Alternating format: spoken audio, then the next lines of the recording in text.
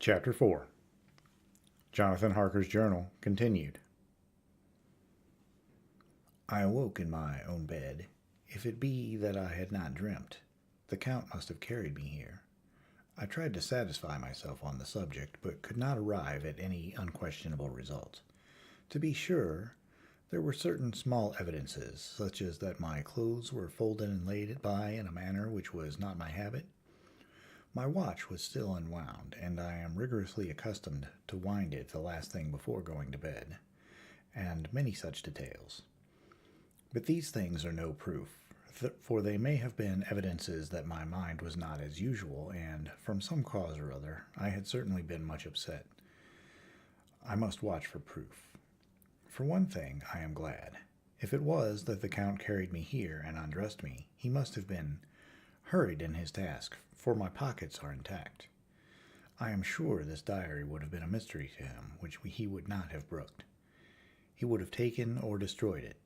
As I look round this room, although it has been to me so full of fear, it is now a sort of sanctuary, for nothing can be more dreadful than those awful women who are, waiting to suck my blood.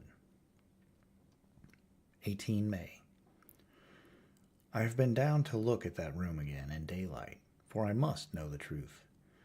When I got to the doorway at the top of the stairs, I found it closed. It had been so forcibly driven against the jamb that part of the woodwork was splintered. I could see that the bolt of the lock had not been shut, but the door is fastened from the inside. I fear it was no dream, and must act on this surmise. 19 May. I am surely in the toils. Last night the Count asked me in the suavest tones to write 3 letters, one saying that my work here was nearly done, and that I should start for home within a few days, another that I was starting on the next morning from the time of the letter, and the third that I had left from the castle and arrived at Bistritz. I would fain have rebelled, but felt that in the present state of things it would be madness to quarrel openly with the Count whilst I am so absolutely in his power, and to refuse would be to excite his suspicion and to arouse his anger. He knows that I know too much, and that I must not live, lest I be dangerous to him. My only chance is to prolong my opportunities. Something may occur which will give me a chance to escape. I saw in his eyes something of that gathering wrath which was manifest when he hurled that fair woman from him. He explained to me that posts were few and uncertain, and that my writing now would ensure ease of mind to my friends. And he assured me that with so much impressiveness that he would countermand the later letters which would be held over at Bistritz until due time in case chance would admit of my prolonging my stay, that to oppose him would have been to create new suspicion. I therefore pretended to fall in with his views, and asked him what dates I should put on the letters. He calculated a minute, and then said, "The first should be June 12, the second June 19, and the third June 29. I now know the span of my life. God help me. 28 May. There is a chance of escape, or at any rate of being able to send word home. A band of Scani have come to the castle and are encamped in the courtyard. These Scani are gypsies. I have notes of them in my book. They are peculiar to this part of the world, though allied to the ordinary gypsies all over the world. There are thousands of them in Hungary and Transylvania, who are almost outside all law. They attach themselves, as a rule, to some great noble or boyar, and call themselves by his name. They are fearless and without religion, save superstition, and they talk only their own varieties of the Romany tongue. I shall write some letters home, and shall try to get them to have them posted. I have already spoken them through my window to begin acquaintanceship. They took their hats off and made obeisance and many signs, which, however, I could not understand any more than I could their spoken language. I have written the letters. Mina's is in shorthand, and I simply ask Mr. Hawkins to communicate with her. To her I have explained my situation, but without the horrors which I may only surmise. It would shock and frighten her to death were I to expose my heart to her. Should the letters not carry, then the Count shall not yet know my secret, or the extent of my knowledge. I have given the letters. I threw them through the bars of my window with a gold piece, and made what signs I could to have them posted. The man who took them pressed them to his heart and bowed, and then put them in his cap. I could do no more. I stole back to the study and began to read, as the Count did not come in. I have written here. The Count has come. He sat down beside me and said in his smoothest voice as he opened 2 letters, "The Sgani has given these to me, of which, though I know not whence they come, I shall, of course, take care. See?" He must have looked at it. "One is from you, and to my friend Peter Hawkins. The other—" Here he caught sight of the strange symbols as he opened the envelope, and the dark look came into his face, and his eyes blazed wickedly. "The other is a vile thing, an outrage upon friendship and hospitality. It is not signed. Well, so it cannot matter to us." And he calmly had letter and envelope in the flame of the lamp till they were consumed. Then he went on. "The letter to Hawkins that I shall, of course, send on, since it is yours. Your letters are sacred to me. Your pardon, my friend, that unknowingly I did break the seal. Will you not cover it again?" He held out the letter to me, and with a courteous bow handed me a clean envelope. I could only redirect it and hand it to him in silence. When he went out of the room, I could hear the key turn softly. A minute later, I went over and tried it, and the door was locked. When, an hour or 2 after, the Count came quietly into the room, his coming awakened me, for I had gone to sleep on the sofa. He was very courteous and very cheery in his manner, and seeing that I had been sleeping, he said, "So, my friend, you are tired? Get to bed. There is the surest rest.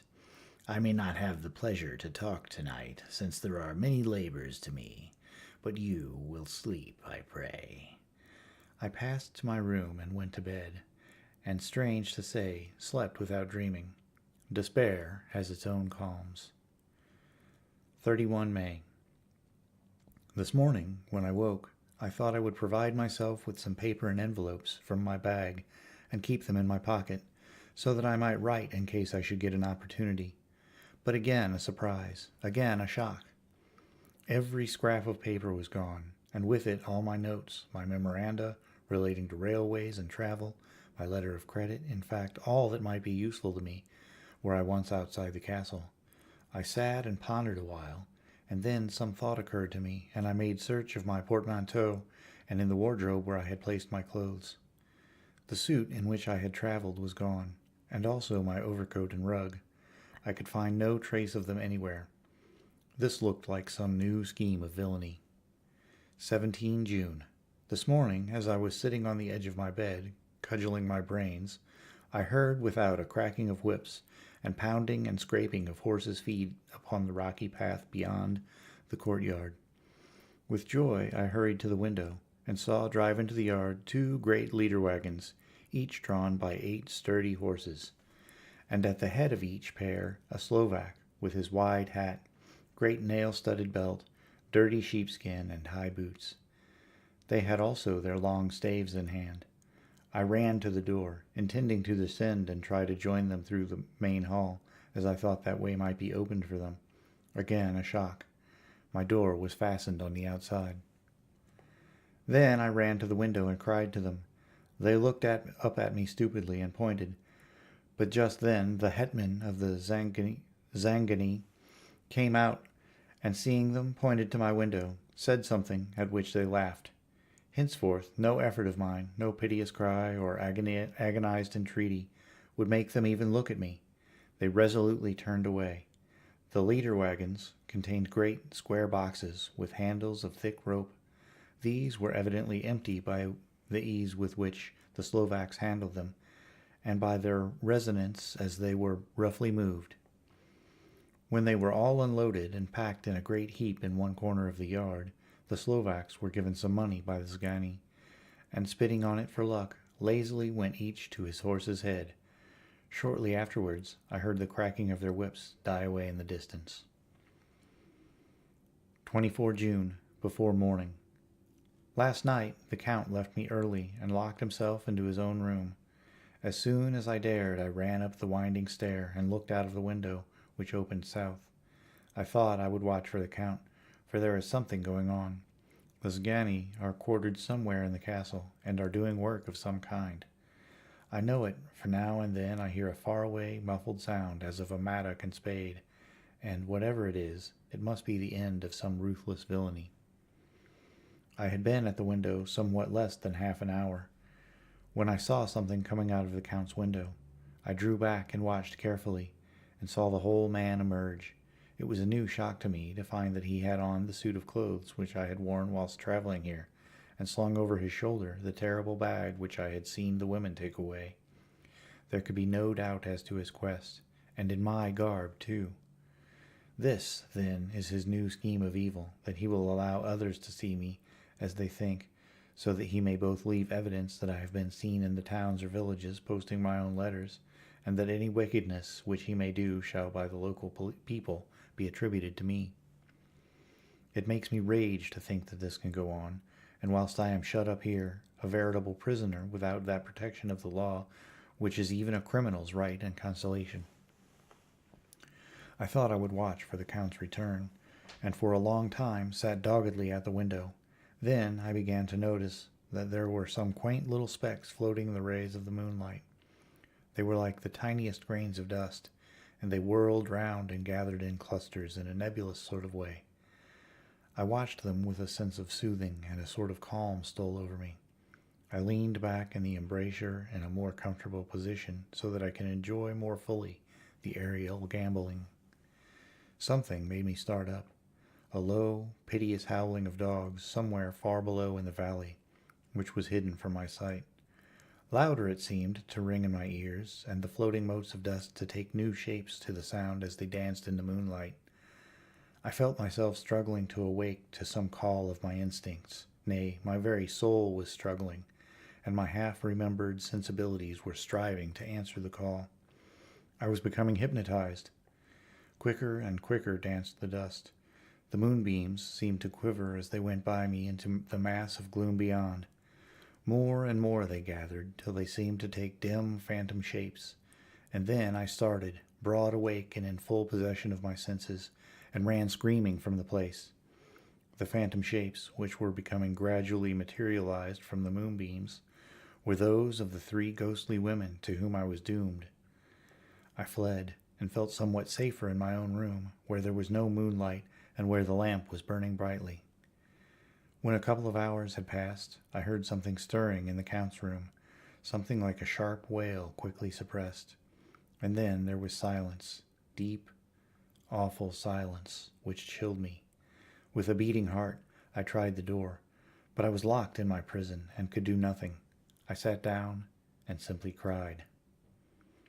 As I sat, I heard a sound in the courtyard without, the agonized cry of a woman. I rushed to the window, and throwing it up, peered out between the bars. There, indeed, was a woman with disheveled hair, holding her hands over her heart as one distressed with running. She was leaning against a corner of the gateway. When she saw my face at the window, she threw herself forward, and shouted in a voice laden with menace, "Monster, give me my child!" She threw herself on her knees, and raising her hand, cried the same words in tones which wrung my heart.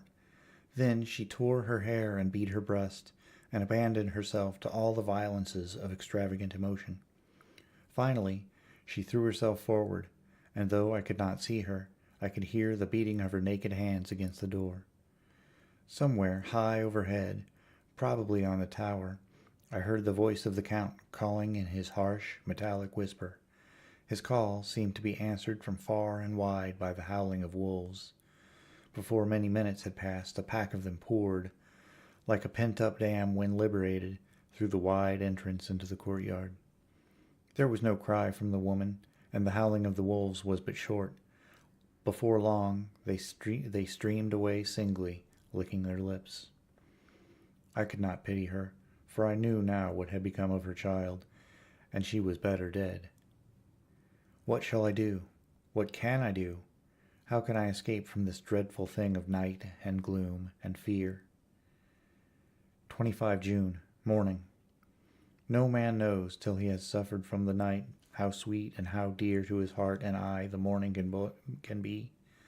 When the sun grew so high this morning that it struck the top of the great gateway opposite my window, the high spot which it touched seemed to me as if the dove from the ark had lighted there. My fear fell from me as if it had been a vaporous garment which dissolved in the warmth. I must take action of some sort whilst the courage of the day is upon me. Last night one of my post-dated letters went to post, the first of that fatal series which is to blot out the very traces of my existence from the earth. Let me not think of it. Action! It has always been at night time that I have been molested or threatened, or in some way in danger or in fear. I have not yet seen the Count in the daylight. Can it be that he sleeps when others awake? That he may be awake whilst they sleep? If I could only get into his room! But there is no possible way. The door is always locked. No way for me. Yes, there is a way, if one dares to take it. Where his body has gone, why not another body go? I have seen him go by the window. Why should I not imitate him and go in by his window? The chances are desperate, but my need is more desperate still. I shall risk it. At the worst, it can only be death, and a man's death is not a calf's, and the dreaded hereafter may still be open to me. God help me in my task. Goodbye, Mina. If I fail, goodbye. My faithful friend and second father, goodbye all, and last of all, Mina. Same day, later. I have made the effort, and God helping me, have come safely back to this room. I must put down every detail in order. I went, whilst my courage was fresh, straight to the window on the south side, and at once got outside on the narrow ledge of stone which runs round the building on this side. The stones are big and roughly cut, and the mortar has by process of time been washed away between them. I took off my boots and ventured out on the desperate way. I looked down once so as to make sure that a sudden glimpse of the awful depth would not overcome me, but after that kept my eyes away from it. I knew pretty well the direction and distance of the Count's window, and made for it as well as I could, having regard to the opportunities available. I did not feel dizzy. I suppose I was too excited, and the time seemed ridiculously short till I found myself standing on the window-sill and trying to raise up the sash. I was filled with agitation, however, when I bent down and slid feet foremost in through the window. Then I looked around for the Count, but with surprise and gladness made a discovery. The room was empty. It was barely furnished with odd things, which seemed to have never been used. The furniture was something the same style as that in the south rooms, and was covered with dust. I looked for the key, but it was not in the lock, and I could not find it anywhere. The only thing I found was a great heap of gold in one corner, gold of all kinds, Roman and British and Austrian and Hungarian, and Greek and Turkish money, covered with a film of dust, as though it had lain long in the ground. None of it that I noticed was less than 300 years old. There were also chains and ornaments, some jeweled, but all of them old and stained. At one corner of the room was a heavy door. I tried it, for, since I could not find the key of the room or the key of the outer door, which was the main object of my search, I must make further examination, or all my efforts would be in vain. It was open, and led through a stone passage to a circular stairway, which went steeply down. I descended, minding carefully where I went, for the stairs were dark, being only lit by loopholes in the heavy masonry. At the bottom there was a dark, tunnel-like passage, through which came a deathly, sickly odor, the odor of old earth newly turned.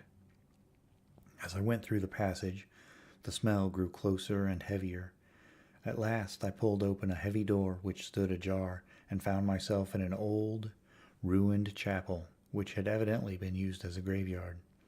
The roof was broken, and in two places steps leading into vaults, but the ground had recently been dug over, and the earth placed in great wooden boxes, manifestly those which had been brought by the Slovaks. There was nobody about, and I made search for any further outlet, but there was none. Then I went over every inch of the ground, so as not to lose a chance. I went down even into the vaults where the dim light struggled, although to do so was a dread to my very soul. Into two of these I went, but saw nothing except fragments of old coffins and piles of dust. In the third, however, I made a discovery. There, in one of the great boxes, of which there were 50 in all, on a pile of newly dug earth, lay the Count. He was either dead or asleep, I could not say which, for the eyes were open and stony, but without the glassiness of death, and the cheeks had the warmth of life, though through all their pallor.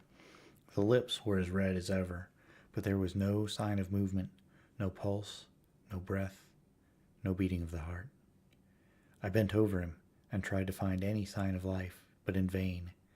He could not have lain there long, for the earthy smell would have passed away in a few hours. By the side of the box was its cover, pierced with holes here and there. I thought he might have the keys on him, but when I went to search, I saw the dead eyes, and in them, dead though they were, such a look of hate, though unconscious of me or my presence, that I fled from the place, and leaving the Count's room by the window, crawled again up the castle wall. Regaining my room, I threw myself, panting, upon the bed, and tried to think. 29 June. Today is the date of my last letter, and the Count has taken steps to prove that it was genuine, for again I saw him leave the castle by the same window, and in my clothes, as he went down the wall, lizard fashion. I wished I had a gun or some lethal weapon, that I might destroy him, but I fear that no weapon wrought alone by man's hand would have any effect on him. I dared not wait to see him return, for I feared to see those weird sisters. I came back to the library and read there till I fell asleep. I was awakened by the Count, who looked at me as grimly as a man can look, as he said, "Tomorrow, my friend, we must part. You return to your beautiful England, I to some work which may have such an end that we may never meet. Your letter home has been dispatched. Tomorrow I shall not be here, but all shall be ready for your journey. In the morning come the Zgani, who have some labors of their own here, and also come Slovaks.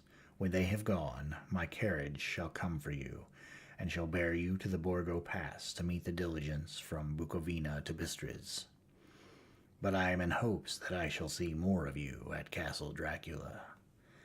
I suspected him, and determined to test his sincerity. Sincerity! It seemed like a profanation of the word to write it in connection with such a monster. So asked him point blank, "Why may I not go tonight?" "Because, dear sir, my coachman and horses are away on a mission."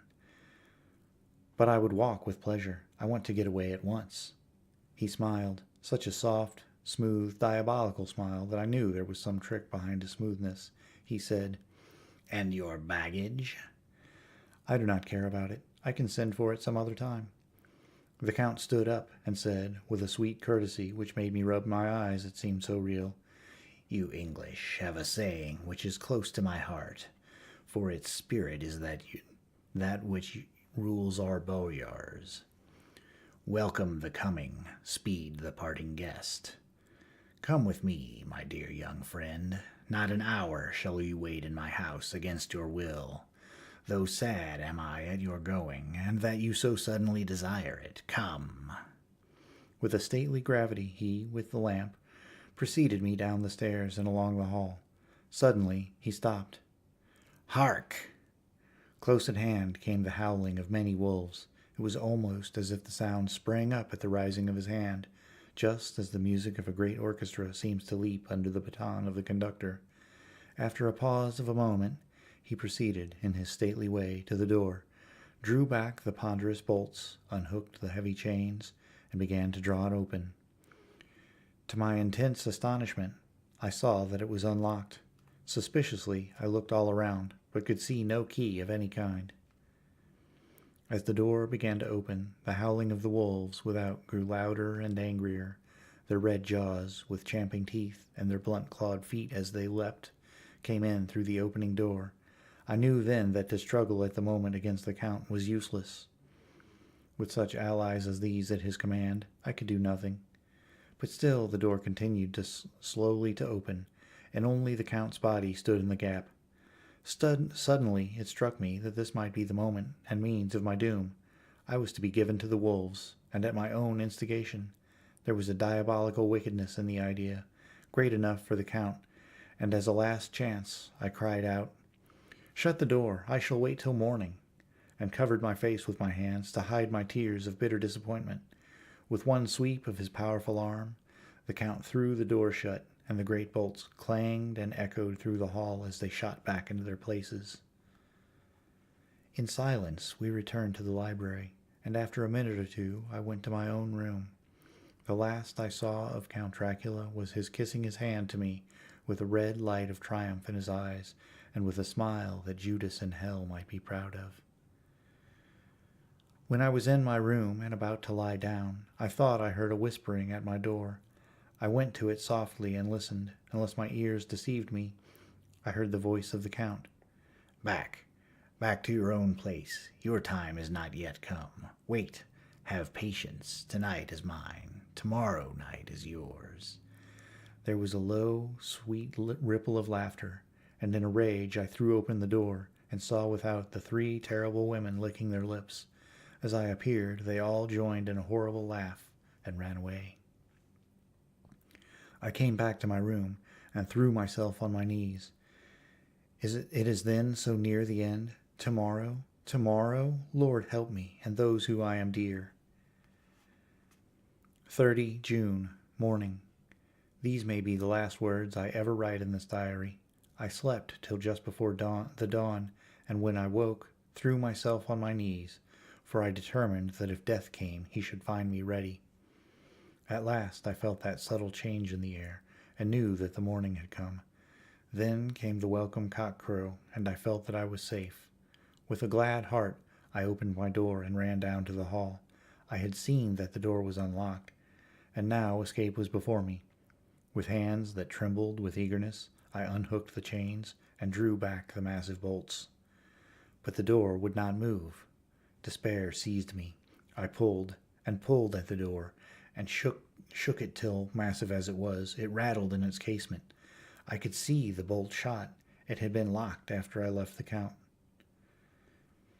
Then a wild desire took me to obtain that key at any risk, and I determined then and there to scale the wall again and again, the Count's room.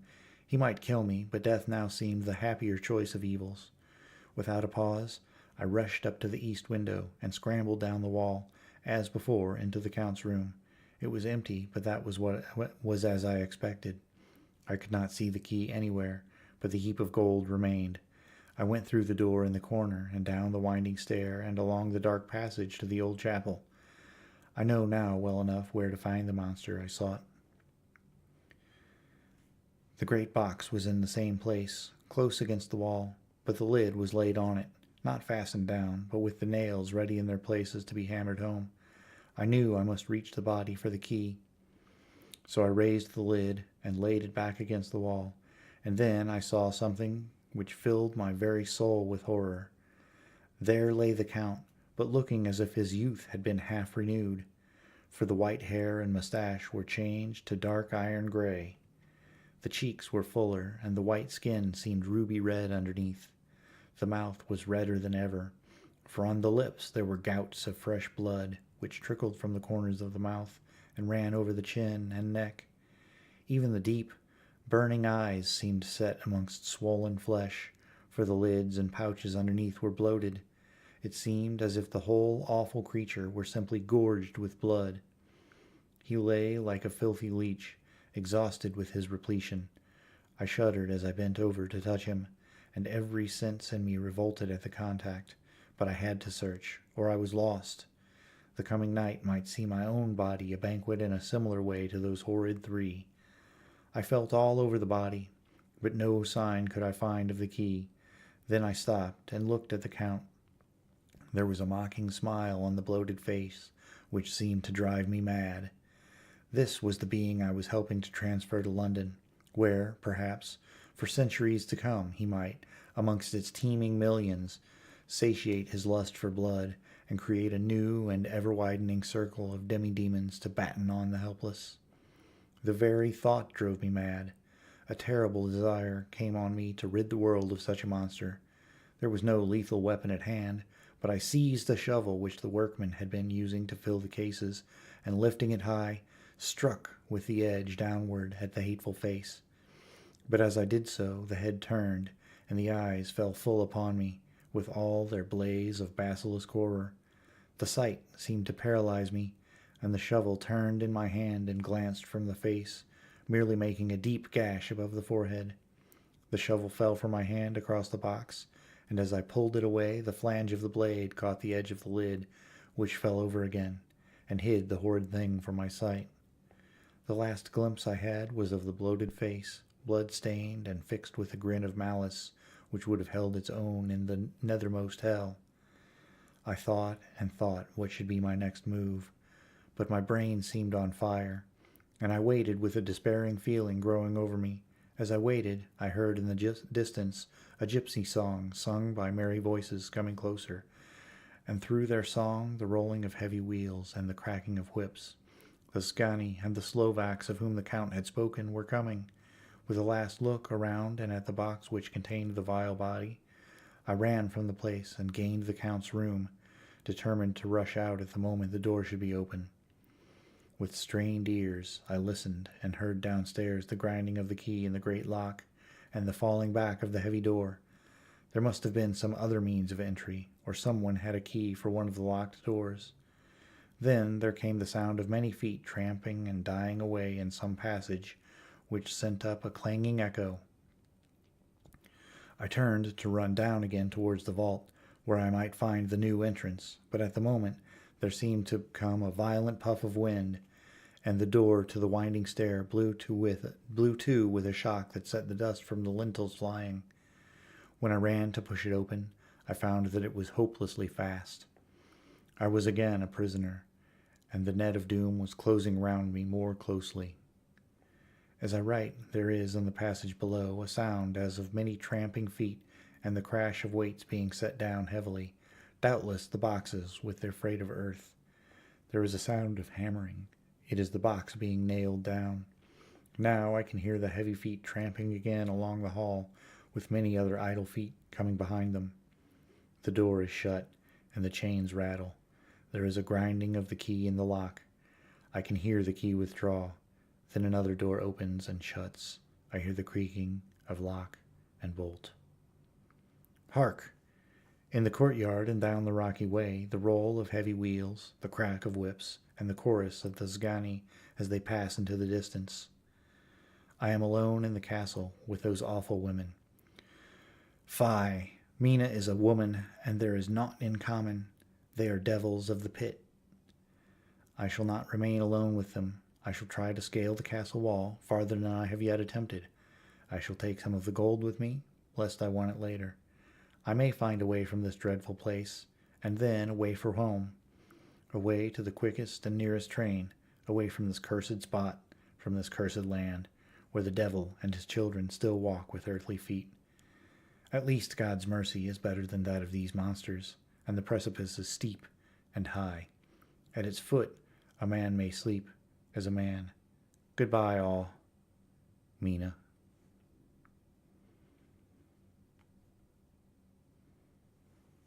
Chapter 5.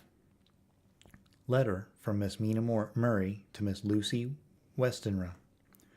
My dearest Lucy, forgive my long delay in writing, but I have been simply overwhelmed with work. The life of an assistant school mistress is sometimes trying. I am longing to be with you, and by the sea, where we can talk together freely and build our castles in the air. I have been working very hard lately, because I want to keep up with Jonathan's studies, and I have been practicing shorthand very assiduously. When we are married, I shall be able to be useful to Jonathan, and if I can stenograph well enough, I can take down what he wants to say in this way and write it out for him on the typewriter, at which I also am practicing very hard. He and I sometimes write letters in shorthand, and he is keeping a stenographic journal of his travels abroad. When I am with you, I shall keep a diary in the same way.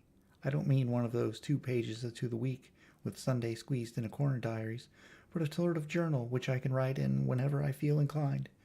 I do not suppose there will be much of interest to other people, but it is not intended for them. I may show it to Jonathan some day in it anything worth sharing, but it is really an exercise book. I shall try to do what I see lady journalists do, interviewing and writing descriptions and trying to remember conversations. I am told that with a little practice one can remember all that goes on or that one hears said during a day. However, we shall see. I will tell you of my little plans when we meet. I have just had a few hurried lines from Jonathan from Transylvania. He is well and will be returning in about a week. I am longing to hear all his news. It must be so nice to see strange countries. I wonder if Jonathan and I, shall ever see them together. There is the 10 o'clock bell ringing. Goodbye. Your loving Mina. Tell me all the news when you write. You have not told me anything for a long time. I hear rumors, and especially of a tall, handsome, curly-haired man. Letter, Lucy Westerna to Mina Murray, 17 Chatham Street, Wednesday. My dearest Mina, I must say you tax me very unfairly with being a bad correspondent. I wrote to you twice since we parted, and your last letter was only your second. Besides, I have nothing to tell you. There is really nothing to interest you. Town is very pleasant just now, and we do a good deal to picture galleries and for walks and rides in the park. As to the tall, curly-haired man, I suppose it was the one who was with me at the last pop. Someone has evidently been telling tales. That was Mr. Holmwood. He often comes to see us, and he and Mamma get on very well together. There have been so many things to talk about in common. We met some time ago, a man that would just do for you if you were not already engaged to Jonathan. He is an excellent parti, being handsome, well off, and of good birth. He is a doctor and really clever, just fancy. He is only 29 and has an immense lunatic asylum all under his own care. Mr. Holmwood introduced me to him, and he called here to see us, and often comes now. I think he is one of the most resolute men I ever saw, and yet the most calm. He seems absolutely imperturbable. I can fancy what a wonderful power he must have over his patients. He has a curious habit of looking one straight in the face, as if trying to read one's thoughts. He tries this on very much with me, but I flatter myself as he has got a tough nut to crack. I know that from my glass. Do you ever try to read your own face? I do, and I can tell you it is not a bad study. It gives you more trouble than you can well fancy if you have never tried it. He says that I afford him a curious psychological study, and I humbly think I do. I do not, as you know, take sufficient interest in dress to be able to describe the new fashions. Dress is a bore. That is slang again, but never mind. Arthur says that every day. There it is, all out, Mina. We have told all our secrets to each other since we were children. We have slept together and eaten together and laughed and cried together. And now, though I have spoken, I would like to speak more. Oh, Mina, couldn't you guess? I love him. I am blushing as I write, for although I think he loves me, he has not told me so in words. But oh, Mina, I love him, I love him, I love him. There, that does me good. I wish I were with you, dear, sitting by the fire undressing, as we used to sit, and I would try to tell you what I feel. I do not know how I am writing this even to you. I am afraid to stop, or I should tear up the letter, and I don't want to stop, for I do so want to tell you all. Let me hear from you at once, and tell me all that you think about it, Mina. I must stop. Good night. Bless me in your prayers, and Mina, pray for my happiness. Lucy. P.S. I need not tell you this is a secret. Good night again. L. Letter, Lucy Westerna to Mina Murray, 24 May. My dearest Mina, thanks and thanks and thanks again for your sweet letter. It was so nice to be able to tell you and to have your sympathy. My dear, it never rains but it pours. How true the old proverbs are. Here I am, who shall be 20 in September, and yet I never had a proposal till today, not a real proposal, and today I have had 3. Just fancy! 3 proposals in one day. Isn't it awful? I feel sorry, really, and truly sorry for 2 of the poor fellows. Oh, Mina, I am so happy that I don't know what to do with myself. And 3 proposals! But for goodness sake, don't tell any of the girls, or they would be getting all sorts of extravagant ideas and imagining themselves injured and slighted if in their very first day at home they did not get 6 at least. Some girls are so vain. You and I, Mina dear, who are engaged and are going to settle down soon soberly into old married women, can despise vanity. Well, I must tell you about the 3, but you must keep it a secret, dear, from everyone except, of course, Jonathan. You will tell him, because I would if I were in your place. Certainly tell Arthur. Arthur, a woman ought to tell her husband everything. Don't you think so, dear? And I must be fair. Men like women, certainly their wives, to be quite as fair as they are. And women, I am afraid, are not always quite as fair as they should be. Well, my dear, number 1 came just before lunch. I told you of him. Dr. John Seward, the lunatic asylum man, with the strong jaw and the good forehead. He was very cool outwardly, but was nervous all the same. He had evidently been schooling himself as to all sorts of little things, and remembered them, but he almost managed to sit down on his silk hat, which men don't generally do when they are cool, and then, when he wanted to appear at ease, he kept playing with a lancet in a way that made me nearly scream. He spoke to me, Mina, very straightforwardly. He told me how dear I was to him, though he had known me so little, and what his life would be with me to help and cheer him. He was going to tell me how unhappy he would be if I did not care for him, but when he saw me cry, he said he was a brute and would not add to my present trouble. Then he broke off and asked if I could love him in time, and when I shook my head, his hands trembled. And then, with some hesitation, he asked me if I cared already for anyone else. He put it very nicely, saying that he did not want to wring my confidence from me, but only to know, because if a woman's heart was free, a man might have hope. And then, Mina, I felt a sort of duty to tell him that there was someone. I only told him that much, and then he stood up, and he looked very strong and very grave as he took both my hands in his, and said he hoped I would be happy, and that if I ever wanted a friend, I must count him one of my best. Oh, Mina dear, I can't help crying, and you must excuse this letter being all blotted. Being proposed to is all very nice and all that sort of thing, but it isn't at all a happy thing when you have to see a poor fellow, whom you know loves you honestly, going away, and looking all broken-hearted, and to know that, no matter what he may say at the moment, you are passing quite out of his life. My dear, I must stop here at present. I feel so miserable, though I am so happy. Evening. Arthur has just gone, and I feel in better spirits than when I left off, so I can go on telling you about the day. Well, my dear, number 2 came after lunch. He is such a nice fellow, an American from Texas, and he looks so young and so fresh that it seems almost impossible that he has been to so many places and has had such adventures. I sympathize with poor Desdemona when she had such a dangerous stream poured in her ear, even by a black man. I suppose that we women are such cowards that we think a man will save us from fears and we marry him. I know now what I would do if I were a man and wanted to make a girl love me. No, I don't.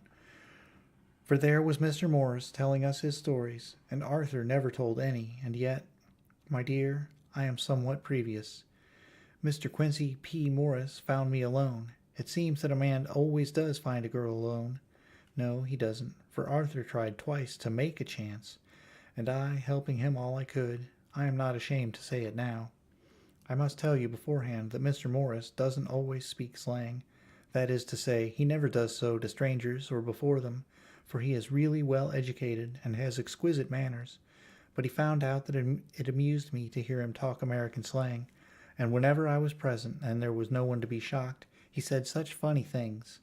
I am afraid, my dear, that he has to invent it all, for it fits exactly into whatever else he has to say. But this is a way slang has. I do not know myself if I shall ever speak slang. I do not know if Arthur likes it, as I have never heard him use any as yet. Well, Mr. Morris sat down beside me and looked as happy and jolly as he could, but I could see all the same that he was very nervous. He took my hands in his hands and said ever so sweetly, "Miss Lucy, I know I ain't good enough to regulate the fixings of your little shoes, but I guess if you wait till you find a man that is, you will go join them 7 young women with the lamps when you quit. Won't you just hitch up alongside of me and let us go down the long road together, driving in double harness?" Well, he did look so good-humored and so jolly that it didn't seem half so hard to refuse him as it did poor Dr. Seward. So I said, as lightly as I could, that I did not know anything of hitchin', and that I wasn't broke into harness at all yet. Then he said he had spoken in a light manner, and he hoped that if he had made a mistake in doing so on so grave, so momentous an occasion for him, I would forgive him. He really did look serious when he was saying it, and I couldn't help feeling a bit serious too. I know, Mina, you will think me a horrid flirt, though I couldn't help feeling a sort of exultation that he was number 2 in one day. And then, my dear, before I could say a word, he began pouring out a perfect torrent of love-making, laying his very heart and soul at my feet. He looked so earnest over it that I shall never again think that a man must be playful always, and never earnest, because he is merry at times. I suppose he saw something in my face which checked him, for he suddenly stopped, and said, with a sort of manly fervor, that I could have loved him, for if I had been free. Lucy, you are an honest-hearted girl, I know. I should not be here speaking to you as I am now if I did not believe you clean grit, right through to the very depths of your soul. Tell me, like one good fellow to another, is there anyone else that you care for? And if there is, I'll never trouble you a hair's breadth again, but will be, if you will let me, a very faithful friend. My dear Mina, why are men so noble when we women are so very little worthy of them? Here I was almost making fun of this great-hearted, true gentleman. I burst into tears, I am afraid. My dear, you will think of this a very sloppy letter in more ways than one, and I really felt very badly. Why can't they let a girl marry 3 men, or as many as want her, and save all this trouble? But this is heresy, and I must not say it. I am glad to say that, though I was crying, I was able to look into Mr. Morris's brave eyes, and I told him out straight. Yes, there is someone I love, though he has not told me yet that he even loves me. I was right to speak to him so frankly, for quite a light came into his face, and he put out both his hands and took mine. I think I put them into his, and said in a hearty way, "That's my brave girl. It's better worth being late for a chance of winning you than being in time for any other girl in the world. Don't cry, my dear, for if it's for me, I'm a hard nut to crack, and I take it standing up. If that other fellow doesn't know his happiness, well, he'd better look for it soon, or he'll have to deal with me, little girl. Your honesty and pluck have made me a friend, and that's rarer than a lover. It's more unselfish, anyhow. My dear, I'm going to have a pretty lonely walk between this and Kingdom Come. Won't you give me one kiss? It'll be something to keep off the darkness now and again. You can, you know, if you like, for that other good fellow. He must be a good fellow, my dear, and a fine fellow, or you could not love him."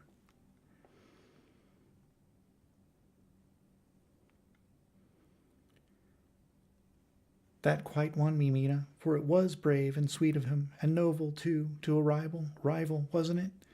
And he's so sad, so I leant over and kissed him. He stood up with my 2 hands in his, and as he looked down into my face, I'm afraid I was blushing very much. He said, "Little girl, I hold your hand, and you've kissed me, and if these things don't make us friends, nothing ever will. Thank you for your sweet honesty to me, and goodbye." He wrung my hand, and taking up his hat, went straight out of the room without looking back, without a tear or a quiver or a pause. And I am crying like a baby. Oh, why must a man like that be made unhappy, when there are lots of girls about who would worship the very ground he trod on? I know I would if I were free, only I don't want to be free, my dear. This quite upset me, and I feel I cannot write of happiness just at once, after telling you of it, and I don't wish to tell of the number 3 until it can be all happy. Ever your loving Lucy. P.S. Oh, about number 3. I needn't tell you of number 3, need I?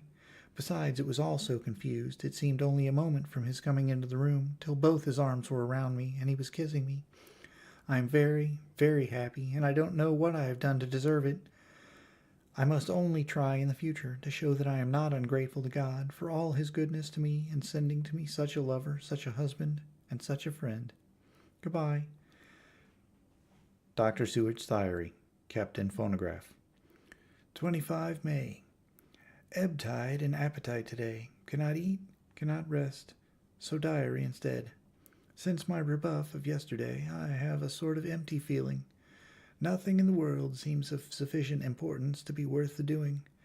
As I knew that the only cure for this sort of thing was work, I went down amongst the patients. I picked out one who has afforded me a study of much interest. He is so quaint that I am determined to understand him as well as I can. Today I seem to get nearer than ever before to the heart of his mystery. I questioned him more fully than I had ever done, with a view to making myself master of the facts of his hallucination. In my manner of doing it there was, I now see, something of cruelty. I seemed to wish to keep him to the point of his madness, a thing which I avoid with the patience as I would the mouth of hell. Mem, under what circumstances would I not avoid the pit of hell? Omnia Romae venelia sunt. Hell has its price, verb sap. If there be anything behind this instinct, it will be valuable to trace it afterwards. Accurately, so that I had better commence to do so, therefore. R. M. Renfield, A. at 59, sanguine temperament, great physical strength, morbidly excitable periods of gloom, ending in some fixed idea which I cannot make out. I presume that the sanguine temperament itself and the disturbing influence end in a mentally accomplished finish. A possibly dangerous man, probably dangerous if unselfish. In selfish men, caution is as secure an armor for their foes as for themselves.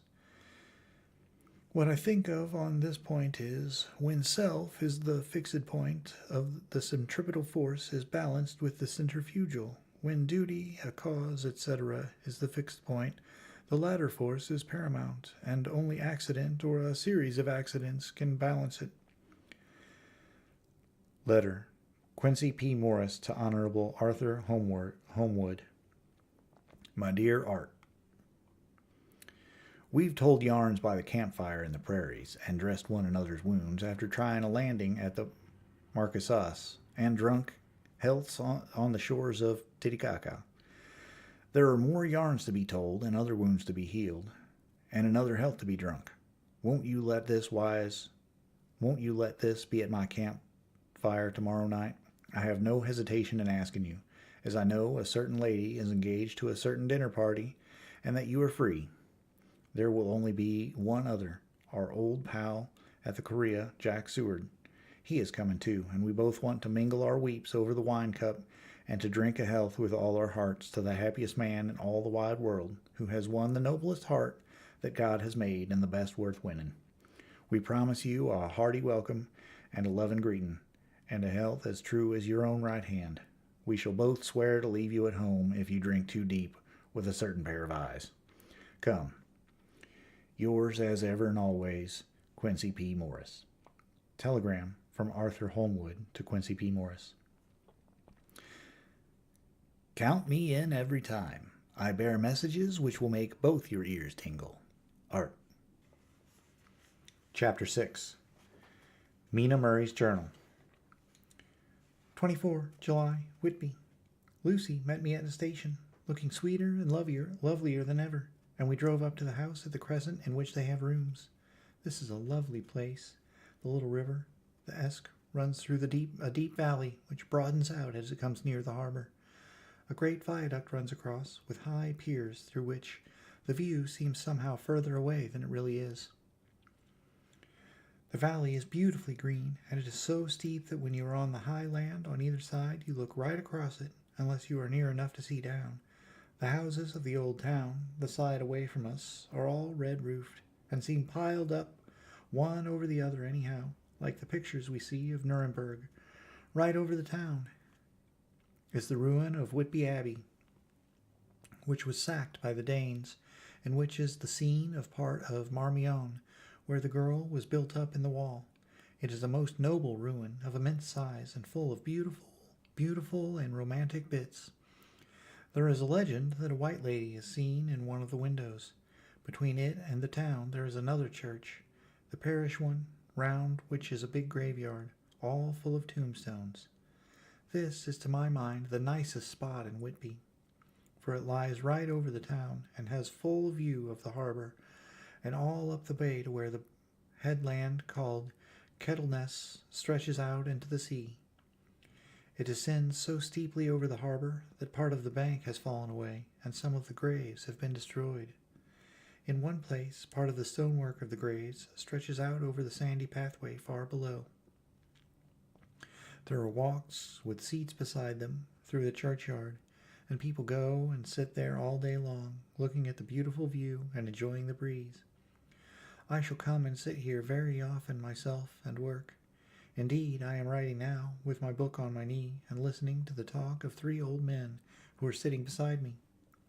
They seem to do nothing all day but sit up here and talk. The harbor lies below me, with, on the far side, one long granite wall stretching out into the sea, with a curve outwards at the end of it, in the middle of which is a lighthouse. A heavy sea wall runs along the outside of it. On the near side, the sea wall makes an elbow crooked inversely, and its end, too, has a lighthouse. Between the 2 piers there is a narrow opening into the harbor, which then suddenly widens. It is nice at high water, but when the tide is out it shoals away to nothing, and there is merely the stream of the Esk running between banks of sand, with rocks here and there.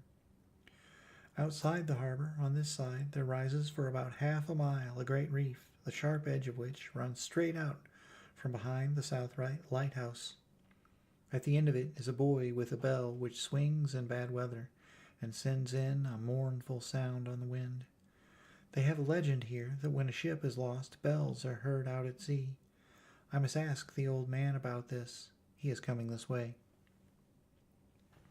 He is a funny old man. He must be awfully old, for his face is all gnarled and twisted like the bark of a tree. He tells me that he is nearly 100, and that he was a sailor in the Greenland fishing fleet when Waterloo was fought. He is, I'm afraid, a very skeptical person, for when I asked him about the bells at sea and the White Lady at the Abbey, he said, very brusquely, "I wouldn't fash myself about them, miss. Them things be all wore out. Mind, I don't say that they never was, but I do say that they wasn't in my time. They be all very well for cummers and trippers and the like, but not for a nice young lady like you. Them feet folks from Yorks and Leeds that be all eating curd herrings and drinking tea and looking out to buy cheap jet would creed aught. I wonder myself, who be bothered telling lies to them, even the newspapers, which is full of fool talk." I thought he would be a good person to learn interesting things from, so I asked him if he would mind telling me something about the whale fishing in the old days. He was just settling himself to begin when the clock struck 6, whereupon he labored to get up and said, "I must gang againwards home now, miss. My granddaughter doesn't like to be kept waiting when the tea is ready for me. It takes me time to crammel aboon the grease, for there be a many of 'em, and miss, I lack belly timber sarely the clock." He hobbled away, and I could see him hurrying as well as he could down the steps. The steps are a great feature of the place. They lead from the town up to the church. There are hundreds of them. I do not know how many. And they wind up in a delicate curve. The slope is so gentle that a horse could easily walk up and down them. I think they must originally have had something to do with the Abbey. I shall go home too. Lucy went out visiting with her mother, and as they were only duty calls, I did not go. They will be home by this. 1 August. I came up here an hour ago with Lucy, and we had a most interesting talk with my old friend and the 2 others who always come and join him. He is evidently the Sir Oracle of them, and I should think must have been in his time a most dictatorial person. He will not admit anything, and downfaces everybody. If he can't out-argue them, he bullies them, and then takes their silence for agreement with his views. Lucy was looking sweetly pretty in her white lawn frock. She has got a beautiful color since she has been here. I noticed that the old men did not lose any time in coming up and sitting near her when we sat down.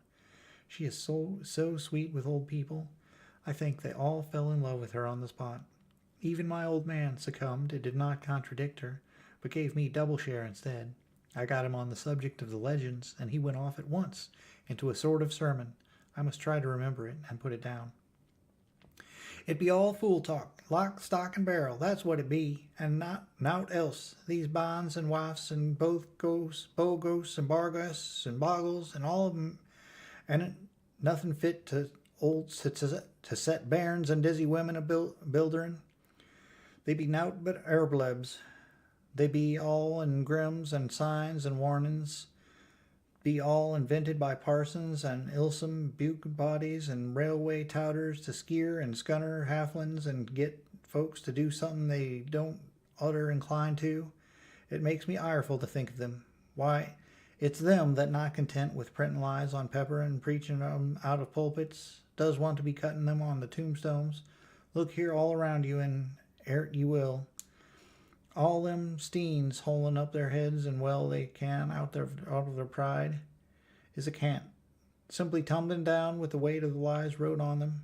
Here lies the body, or sacred to the memory, wrote on all them, and yet in nigh half of them there bean't no bodies at all, and the memories of them bean't cared a pinch of snuff about, much less sacred. Lies, all of them. Nothing but lies of one kind or another. My Gog! It'll be a quare scouterman at the day of judgment, when they come tumbling up their death sarks, all juped together and trying to drag their tombstones with them to prove how good they was. Some of them trembling and dithering with their hands that dozed and slippy from lying in the sea, that they can't even keep their grip of them. I could see from the old fellow's satisfied air, and the way in which he looked round for the approval of his cronies, that he was showing off, so I put in a word to keep him going. "Oh, Mr. Swales, you can't be serious. Surely these tombstones are not all wrong." "Yablins, they may be a poorish few not wrong, savin' where they make out the good people on too good. But there be folk that do think a ball and bow like the sea, if only it be their own. The whole thing be only lies. Now look you here. Come you here a stranger, and you see this Kirkgarth?" I nodded, for I thought it better to assent, though I did not quite understand his dialect, for I knew it had something to do with the church. He went on. "And you consate that all these steens be a boon folk and happened here, snod and snog?" I assented again. "Then that be just where the lie comes in. Why, there be scores of these lay beds. They be tomb as old as Dunn's bacca box on Friday night." He nudged one of his companions, and they all laughed. "And my Gog, how could they be otherwise? Look at that one. The Aphist Abast, the beer bank. Read it." I went over and read. "Edward Spenflaw, Master Mariner, murdered by pirates off the coast of Andes, April 1854, 8:30. When I came back, Mr. Swales went on. "Who brought him home, I wonder, to have him here? Murdered off the coast of Andes, and you consented his body lay under? Why, would I name ye a dozen whose bones lie in the Greenland seas above?" He pointed northwards. "Or where the currents may have drifted them.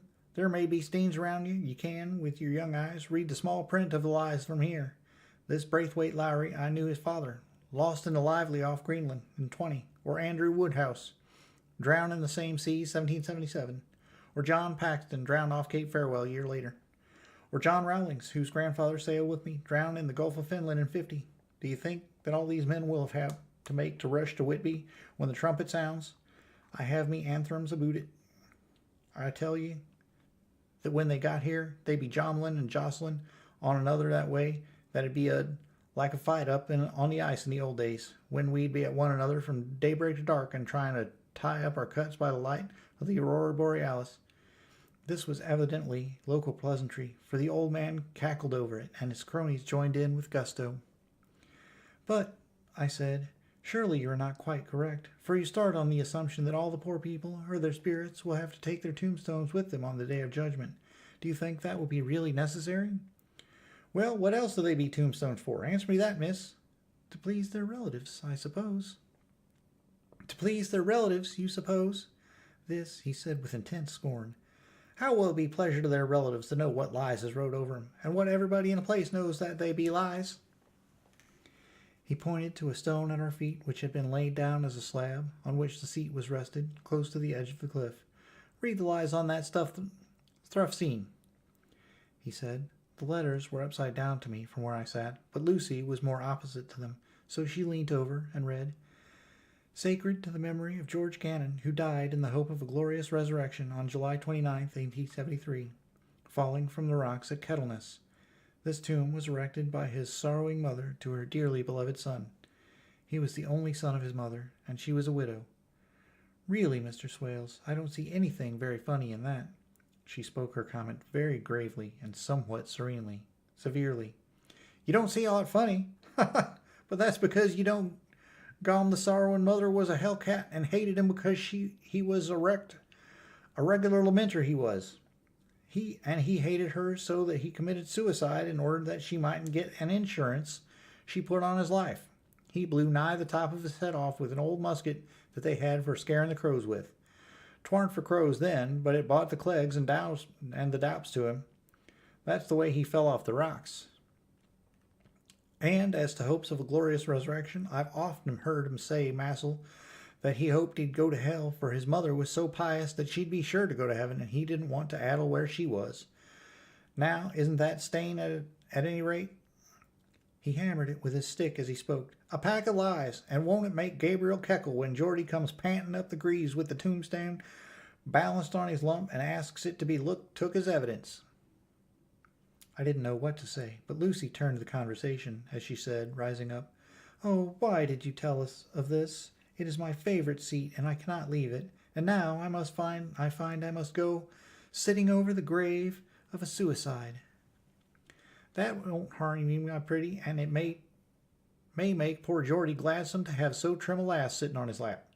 That won't hurt you. Why, I've sat here off and on for nigh 20 past years, and it hasn't done me no harm. Don't ye fash about them as lies under ye, or that doesn't lie there either. It'll be time for ye to be getting scart when ye see the tombstones all running away with, and the place as bare as a stubble field. There's the clock, and I must gang. My service to ye, ladies. And off he hobbled. Lucy and I sat a while, and it was all so beautiful before us that we took hands as we sat, and she told me all over again about Arthur and their coming marriage. That made me just a little heartsick, for I haven't heard from Jonathan for a whole month. The same day I came up here alone, for I am very sad. There was no letter for me. I hope there cannot be anything the matter with Jonathan. The clock has just struck 9. I see the lights scattered all over the town, sometimes in rows where the streets are, and sometimes singly. They run right up the Esk and die away in the curve of the valley. To my left, the view is cut off by a black line of roof of the old house next to the abbey. The sheep and lambs are bleating in the fields away behind me, and there is a clatter of a donkey's hoofs up the paved road below. The band on the pier is playing a harsh waltz in good time, and further along the quay is a Salvation Army meeting in a back street. Neither of the bands hears the other, but up here I hear and see them both. I wonder where Jonathan is, and if he is thinking of me. I wish he were here. Dr. Seward's Diary. 5 June. The case of Renfield grows more interesting the more I get to understand the man. He has certain qualities very largely developed. Selfishness, secrecy, and purpose. I wish I could get at what is the object of the latter. He seems to have some settled scheme of his own, but what it is I do not yet know. His redeeming quality is a love of animals, though, indeed, he has such curious turns in it that I sometimes imagine he is only abnormally cruel. His pets are of odd sorts. Just now his hobby is catching flies. He has, at present, such a quantity that I have had myself to expostulate. To my astonishment, he did not break out into a fury, as I expected, but took the matter in simple seriousness. He thought for a moment, and then said, I have 3 days. I shall clear them away. Of course, I said that would do. I must watch him. 18 June. He has turned his mind now to spiders, and has got several very big fellows in a box. He keeps feeding them with his flies, and the number of the latter is becoming sensibly diminished, although he has used half his food in attracting more flies from outside to his room. 1 July. His spiders are now becoming as great a nuisance as his flies, and today I told him that he must get rid of them. He looked very sad at this, so I said that he must clear out some of them, at all events. He cheerfully acquiesced in this, and I gave him the same time as before for reduction. He disgusted me with much while with him, for when a horrid blowfly, bloated with some carrion food, buzzed into the room, he caught it, held it exultantly for a few moments between his finger and thumb, and, before I knew what he was going to do, put it in his mouth and ate it. I scolded him for it, but he argued quietly that it was very good and very wholesome, that it was life, strong life, and gave life to him. This gave me an idea, or the rudiment of one. I must watch how he gets rid of his spiders. He has evidently some deep problem in his mind, for he keeps a little notebook in which he is always jotting down something. Whole pages of it are filled with masses of figures, generally single numbers added up in batches, and then the totals added in batches again, as though he were focusing some account, as the auditors put it. 8 July. There is a method in his madness, and the rudimentary idea in my mind is growing. It will be a whole idea soon, and then, oh, unconscious cerebration. You will have to give the wall to your conscious brother. I kept away from my friend for a few days, so that I might notice if there were any change. Things remain as they were, except that he has parted with some of his pets and got a new one. He has managed to get a sparrow, and has already partially tamed it. His means of taming is simple, for already the spiders have diminished. Those that do remain, however, are well fed, for he still brings in the flies by tempting them with his food. 19 July. We are progressing.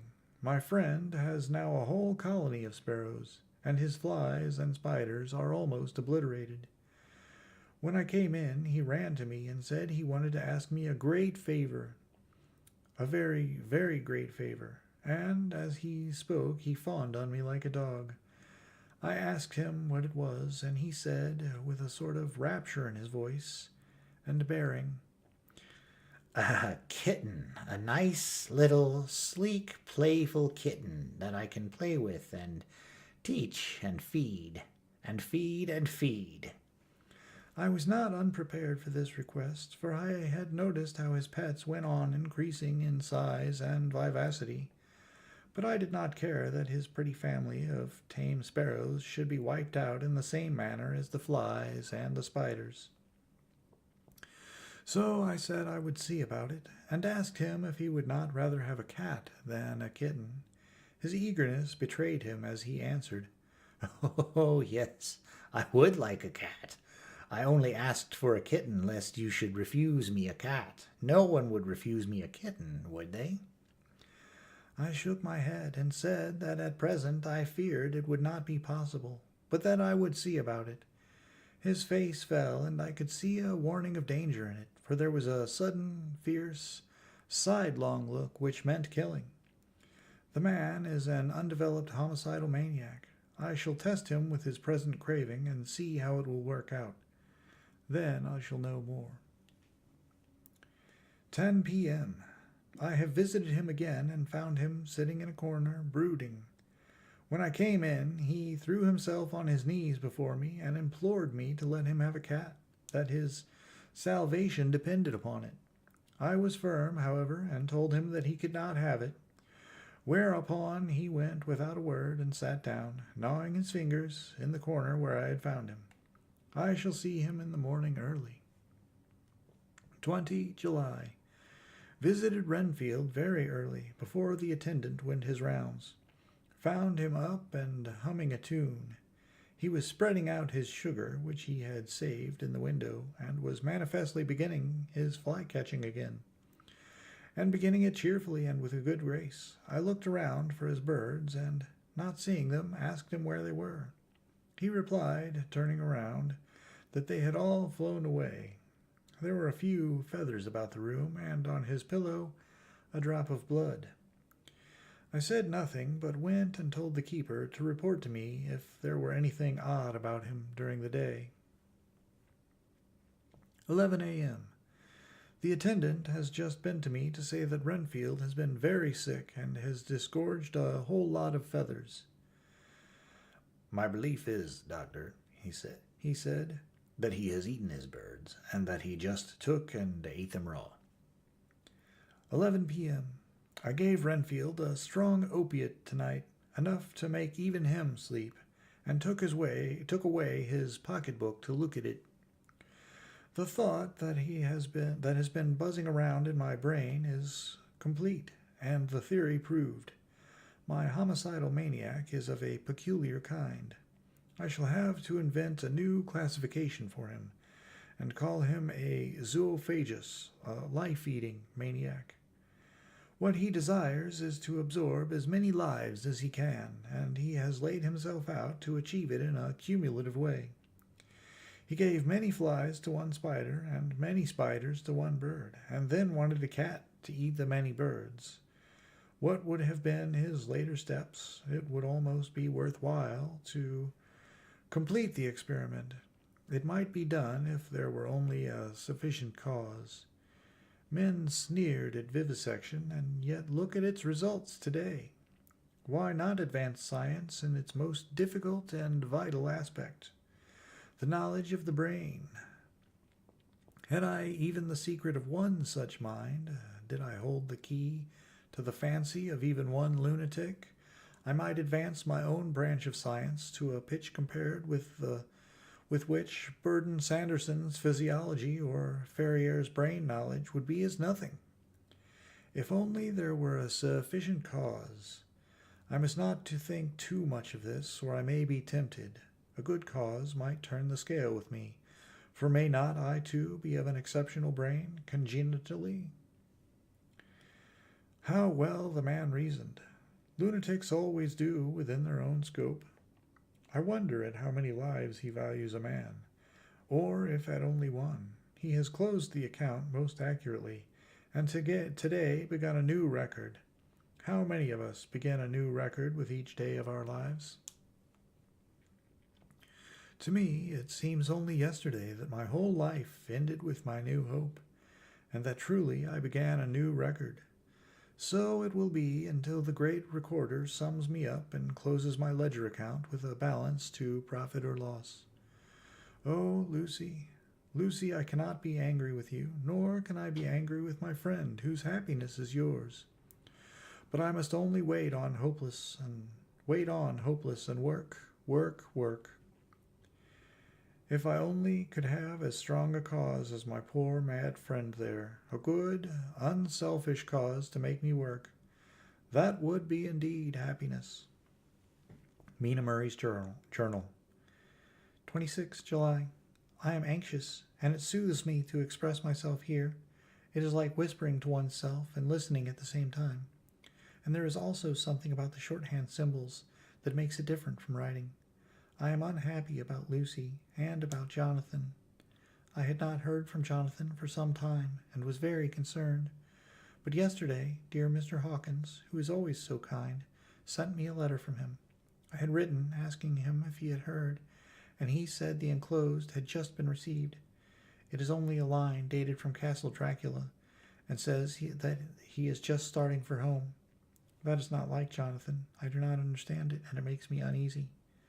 Then, too, Lucy, although she is well, has lately taken to her old habit of walking in her sleep. Her mother has spoken to me about it, and we have decided that I am to lock the door of our room every night.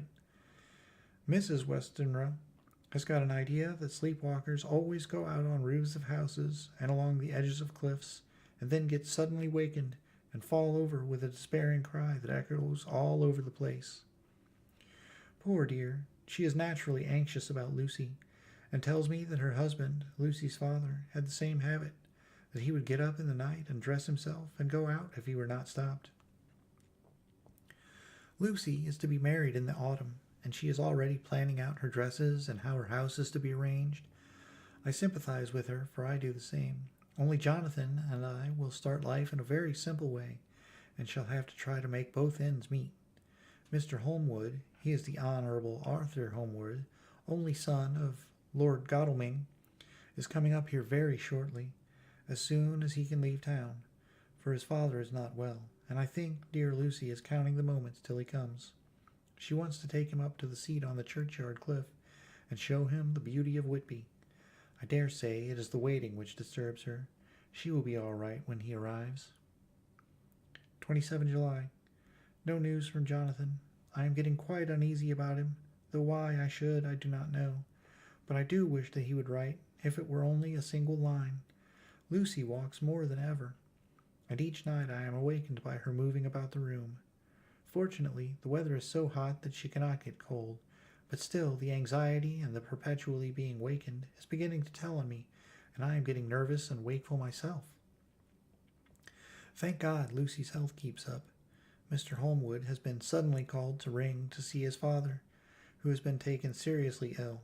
Lucy frets at the postponement of seeing him, but it does not touch her looks. She is a trifle stouter, and her cheeks are a lovely rose pink. She has lost that anemic look which she had. I pray it will all last. 3 August. Another week gone, and no news from Jonathan, not even to Mr. Hawkins, from whom I have heard. Oh, I do hope he is not ill. He surely would have written. I look at that last letter of his, but somehow it does not satisfy me. It does not read like him, and yet it is his writing. There is no mistake of that. Lucy has not walked much in her sleep the last week, but there is an odd concentration about her which I do not understand. Even in her sleep she seems to be watching me. She tries the door, and finding it locked, she goes about the room, searching for the key. 6 August. Another 3 days, and no news. This suspense is getting dreadful. If I only knew where to write or where to go to, I should feel easier. But no one has heard a word of Jonathan since that last letter. I must only pray to God for patience. Lucy is more excitable than ever, but is otherwise well. Last night was very threatening, and the fishermen say that we are in for a storm. I must try to watch it and learn the weather signs. Today is a gray day, and the sun, as I write, is hidden in thick clouds, high over Kettleness. Everything is gray, except the green grass, which seems like emerald amongst it. Gray, earthy rock, gray clouds, tinged with the sunburst at the far edge, hang over the gray sea, into which the sand points, stretched like gray fingers. The sea is tumbling in over the shallows, and the sandy flats with a roar, muffled in the sea mists drifting inland. The horizon is lost in a gray mist. All is vastness. The clouds are piled up like giant rocks, and there is a brool over the sea that sounds like some presage of doom. Dark figures are on the beach here and there, sometimes half shrouded in the mist, and seem men like trees walking. The fishing boats are racing for home, and rise and dip in the groundswell as they sweep into the harbor, bending to the scuppers. Here comes old Mr. Swales. He is making straight for me, and I can see, by the way he lifts his hat, that he wants to talk. I have been quite touched by the change in the old man. When he sat down beside me, he said in a very gentle way, "I want to say something to you, miss." I could see he was not at ease, so I took his poor old wrinkled hand in mine and asked him to speak fully. So he said, leaving his hand in mine, "I'm afraid, my dearie, that I must have shocked you all by the wicked things I've been saying about the dead and such like for the past weeks, but I didn't mean them, and I want you to remember that when I'm gone, the old folks that be daffled and with one foot abaft the crook hole don't altogether like to think of it, and we don't want to feel scart of it, and that's why I've took to making light of it, so that I'd cheer up my own heart a bit. But Lord love you, miss, I ain't afraid of dying, not a bit, only I don't want to die if I can help it. My time must be nigh at hand now, for I be out, and 100 years is too much for any man to expect. And I'm so nigh it that the old man is already whetting his scythe. You see, I can't get out the habit of caffing about it at all at once. The chaffs will wag as they be used to. Some day, soon the angel of death will sound his trumpet for me. But don't you duel an old greet, my dearie, for he saw that I was crying. If he should come this very night, I'd not refuse to answer his call. For all be, after all, only a waiting for something else than what we're doing, and death be all that we can rightly depend on. I'm content, for it's coming to me, my dearie, and coming quick. It may be coming while we be looking and wandering. Maybe it's in that wind out over the sea that's bringing with it loss and wreck and sore distress and sad hearts. Look, look, he cried suddenly. There's something in that wind and in the host beyond that sounds and looks and tastes and smells like death. It's in the air. I feel it coming, Lord. Lord, make me answer cheerful when my call comes." He held up his arms devoutly and raised his hat. His mouth moved as though he were praying. After a few minutes of silence, he got up, shook hands with me, and blessed me, and said goodbye, and howled off. It all touched me and upset me very much. I was glad when the Coast Guard came along with a spyglass under his arm. He stopped to talk with me, as he always does, but all the time kept looking at a strange ship. "I can't make her out," he said.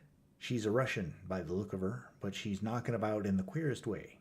She doesn't know her mind a bit. She seems to see the storm coming, but can't decide whether to run up north in the open or to put in here. Look there again. She is steered mighty strangely, for she doesn't mind the hand on the wheel. Changes about with every puff of the wind. We'll hear more of her before this time tomorrow." Chapter 7. Cutting from the Daily Graph, 8 August. Posted in Mina Murray's journal. From a correspondent. Whitby. One greatest and suddenest storms on record has just been experienced here, with results both strange and unique. The weather had been somewhat sultry, but not to any degree uncommon in the month of August. Saturday evening was as fine as was ever known, and the great body of holiday makers laid out yesterday to visit for Mulgrave Woods, Robin Hood's Bay, Rig Mill, Runswick, Staithes, and the various trips in the neighborhood of Whitby. The steamers Emma and Scarborough made trips up and down the coast, and there was an unusual amount of tripping both to and from Whitby. The day was unusually fine till the afternoon, when some of the gossips who frequent East Cliff churchyard, and from that commanding eminence watched the wide sweep of sea visible to the north and east, called attention to a sudden show of mares' tails high in the sky to the northwest. The wind was then blowing from the southwest in the mild degree, which in barometrical language is ranked number 2, light breeze. The Coast Guard on duty at once made report, and one old fisherman, who for more than half a century has kept watch on weather signs from the East Cliff, foretold in an emphatic manner the coming of a sudden storm.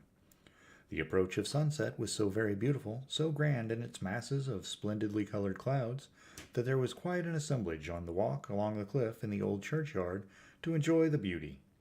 Before the sun dipped below the black mass of Kettle Ness, standing boldly athwart the western sky, its downward way was marked by myriad clouds of every sunset color. Flame purple, pink, green, violet, and all the tints of gold, with here and there masses not large but of seeming absolute blackness, in all sorts of shapes, as well outlined as colossal silhouettes. The experience was not lost on the painters, and doubtless some of the sketches of Prelude to the Great Storm will grace the R.A. and R.I. walls next May.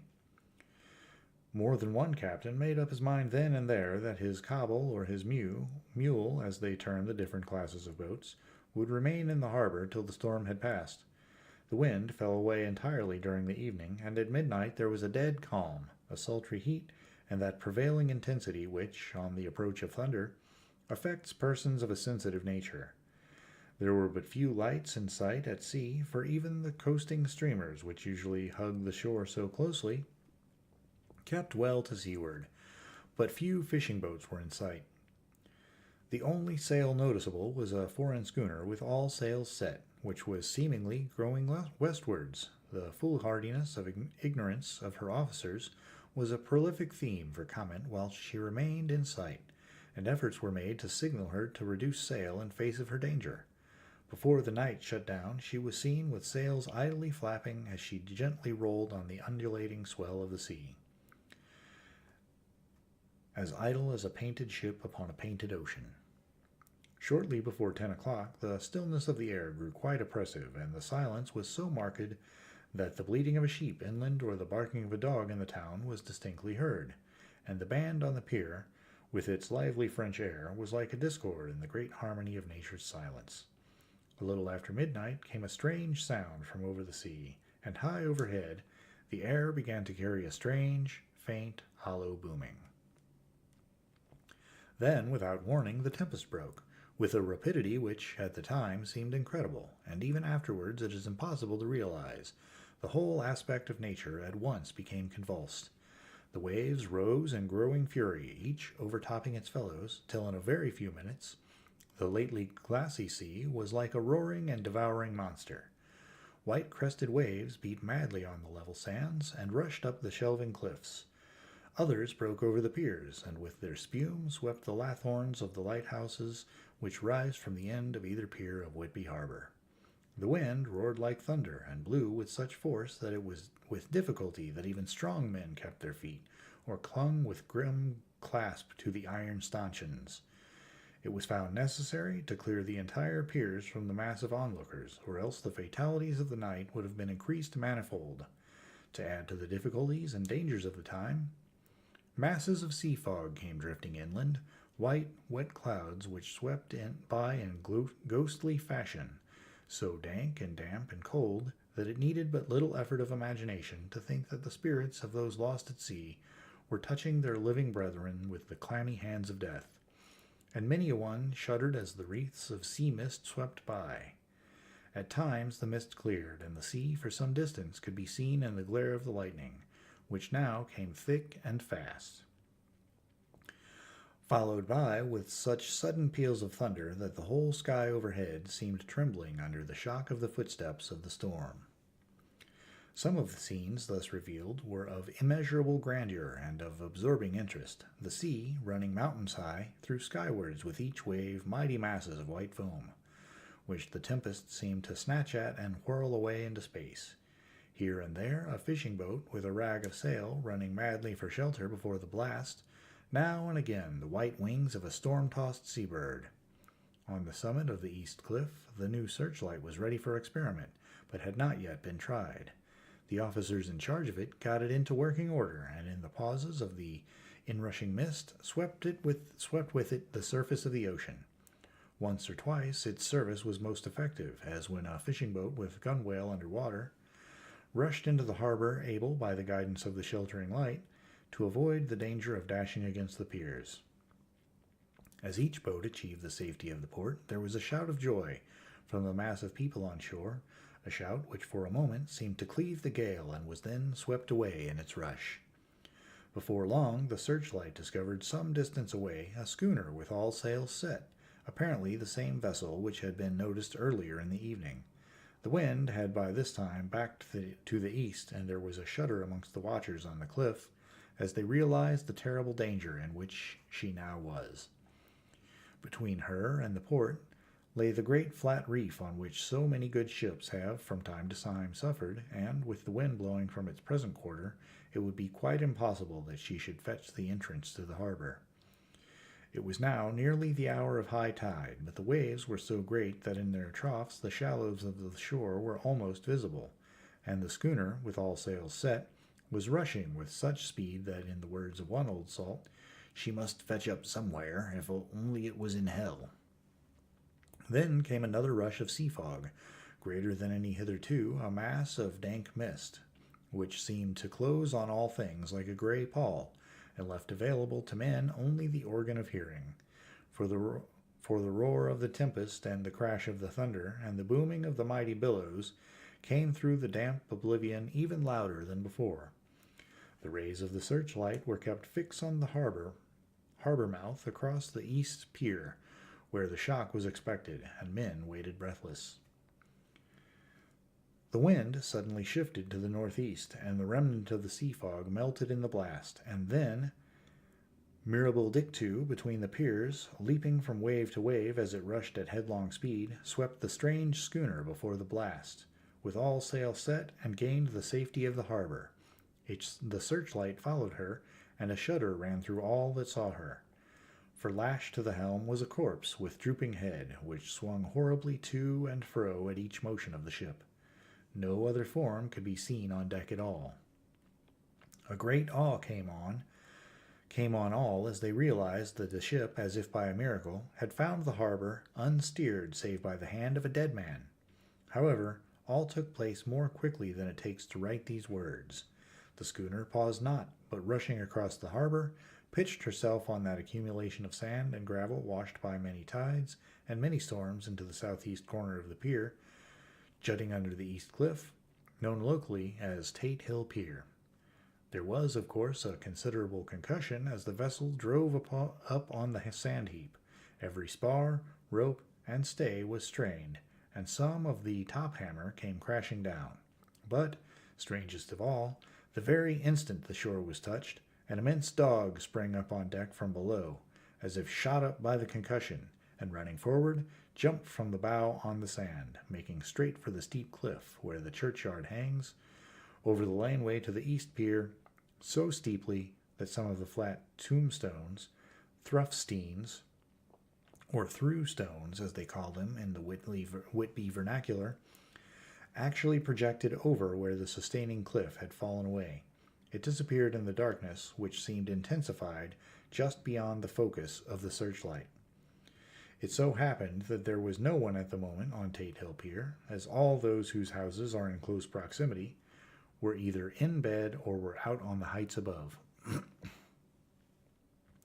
Thus, the Coast Guard on duty on the eastern side of the harbor, who at once ran down to the little pier, was the first to climb on board. The men working the searchlights, after scouring the entrance of the harbor without seeing anything, then turned the light on the derelict and kept it there.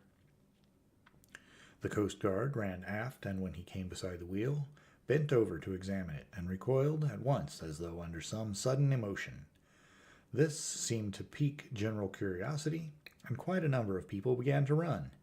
It is a good way round from the West Cliff by the drawbridge to Tate Hill Pier, but your correspondent is a fairly good runner, and came well ahead of the crowd.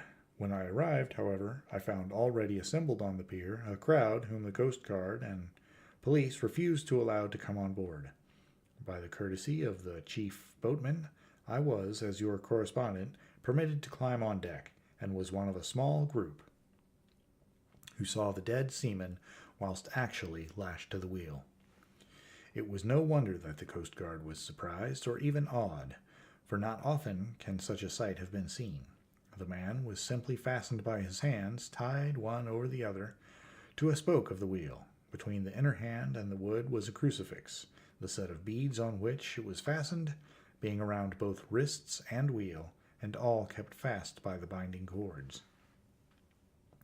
The poor fellow may have been seated at one time, but the flapping and buffeting of the sails had worked through the rudder of the wheel and dragged him to and fro, so that the cords with which he was tied had cut the flesh to the bone. Accurate note was made to the state of things, and a doctor, Surgeon J. M. Caffin, of 33 East Elliot Place, who came immediately after me, declared, after making examination, that the man must have been dead for quite 2 days. In his pocket was a bottle, carefully corked, empty save for a little roll of paper, which proved to be the addendum to the log. The Coast Guard said the man must have tied up his own hands, fastening the knots with his teeth. The fact that a Coast Guard was first on board may save some complications later on, in the Admiralty Court, for Coast Guards cannot claim the salvage which is the right of the first civilian entering on a derelict.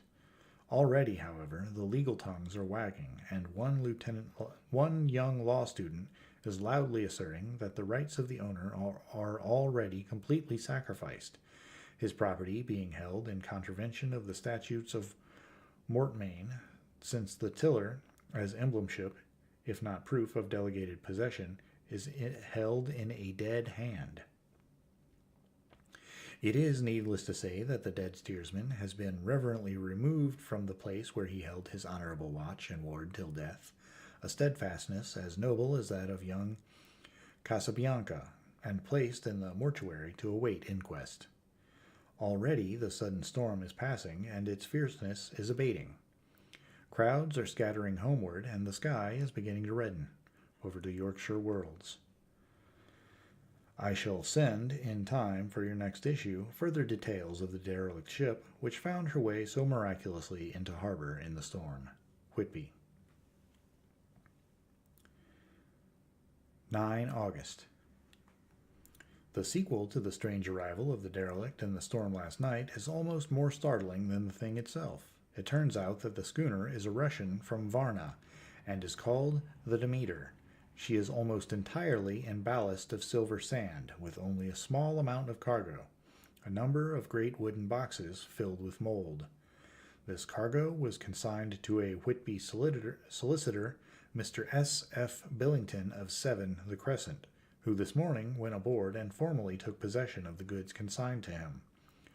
The Russian consul, too, acting for the charter party, took formal possession of the ship and paid all harbor dues, etc.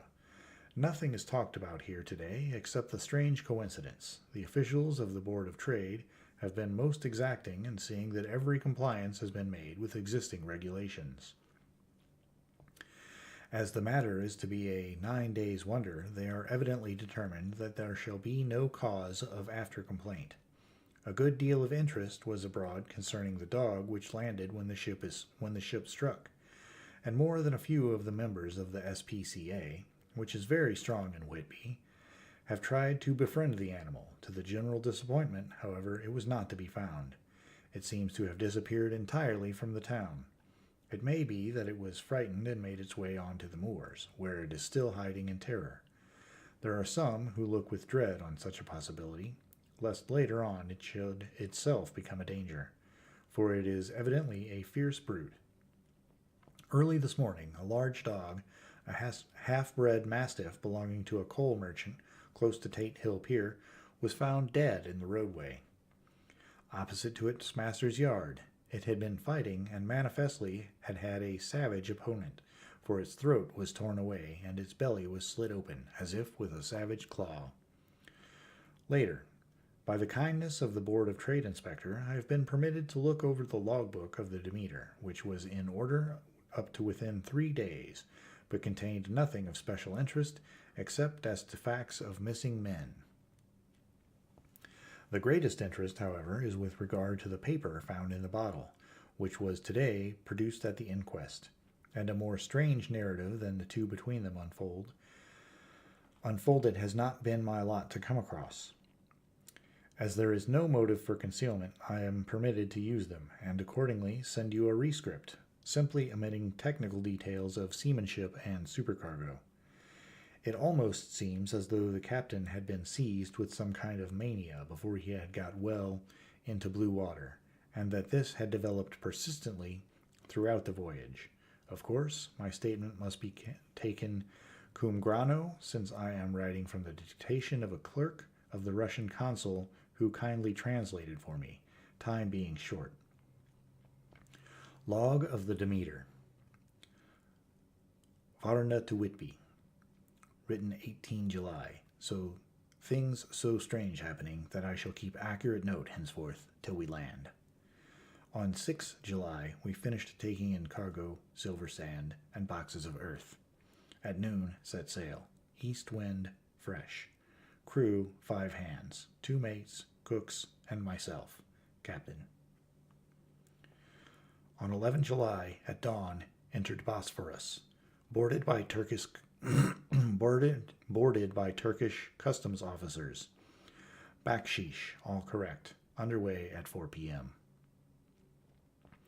On 12 July, through the Dardanelles. More customs officers and flagboat of guarding squadron. Bakshish again. Work of officers thorough but quick. Want us off soon. A dark passed into archipelago. On 13 July, past Cape Matapan. Crew dissatisfied about something, seemed scared, but would not speak out. On 14 July was somewhat anxious about crew. Men, all steady fellows, who sailed with me before.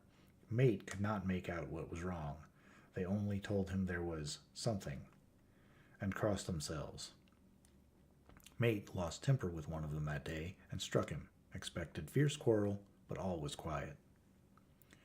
On 16 July, mate reported in the morning that one of crew, Petrovsky, was missing.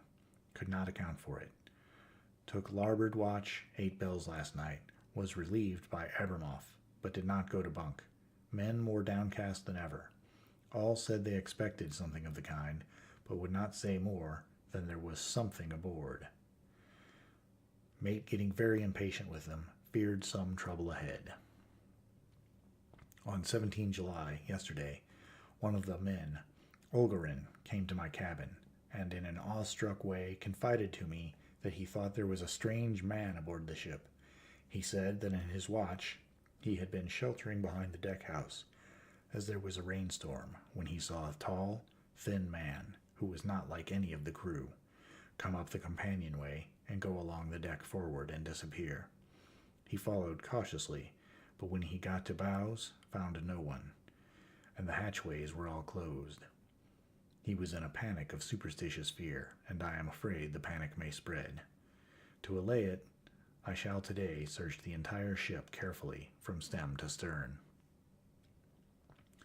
Later in the day, I got together with the whole crew and told them, as they evidently thought there was someone in the ship, we would search from stem to stern.